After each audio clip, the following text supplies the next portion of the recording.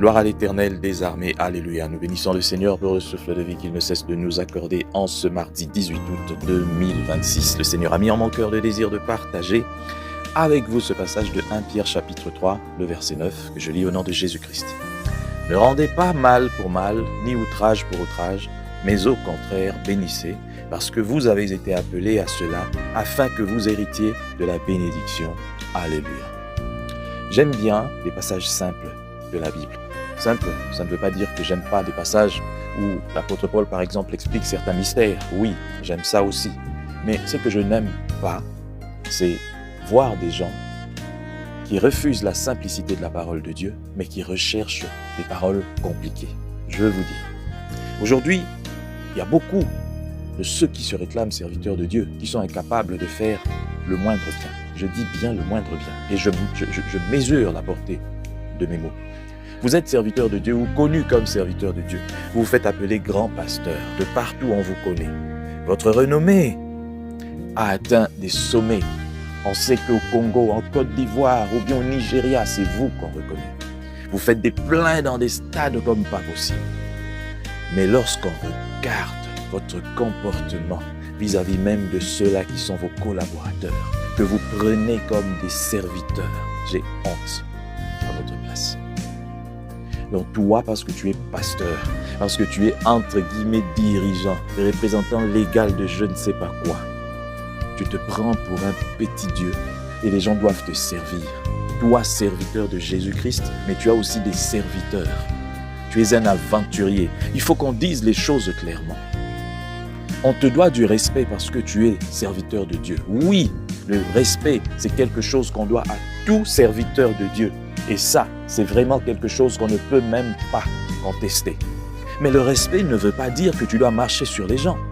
Et d'ailleurs, un serviteur de Dieu qui sait vraiment qui il est ne peut jamais confondre respect avec supra-autorité. Il commence à se considérer comme une autorité politique. Il veut des militaires, il veut tout ça. Non! Tu n'as pas besoin de tout ça si tu es un serviteur de Dieu. Il faut qu'on dise les choses ouvertement. Serviteur de Dieu, entouré, barricadé, avec des militaires, tout ça. Un jour, tu vas mourir. Tu rendras compte de tout cela devant Dieu. Toi qui te prends pour je ne sais pas qui, le roi, le prince ou quoi. Vous êtes tellement attaché aux choses de ce monde. Vous aimez tellement la gloire, les honneurs, à tel point que vous reléguez Jésus au second plan. Ici, vous n'écoutez pas. Tout ce qu'on dit, vous n'écoutez pas parce que pour vous, vous êtes au-dessus de tout. Mais vous allez mourir un jour. Et vous saurez, lorsque Dieu vous montrera toutes ces choses, vous pleurerez. Parce que pour la plupart, vous êtes sauvés, c'est vrai. Mais vous vous êtes égarés. Et vous serez jugés pour ces choses devant Dieu. Ah oui, serviteurs de Dieu, vous serez jugés. Vous qui commencez à vous comporter comme des politiciens, qui voulez avoir des militaires, des gardes, qui voulez être je ne sais pas quoi, des intouchables, vous serez jugés sévèrement. Et je prie pour que ceux-là qui ne connaissent pas Jésus, qui se sont infiltrés, puissent vraiment recevoir Jésus-Christ dans leur vie. Parce que si vous ne le connaissez pas, Dieu vous vomira.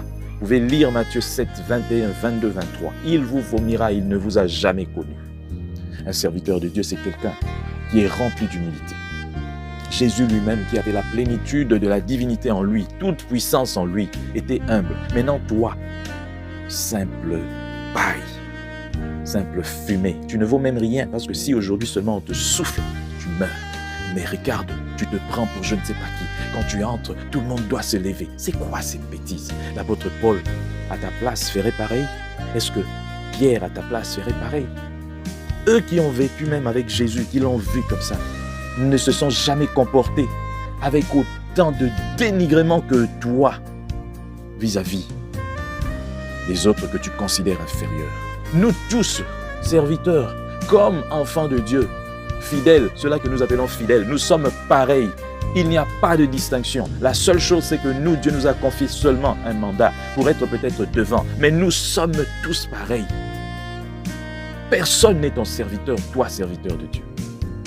Que Dieu bénisse sa parole. Qu'il bénisse tous ceux qui nous ont suivis.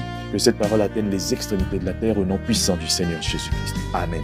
Bonne journée à tous avec Jésus.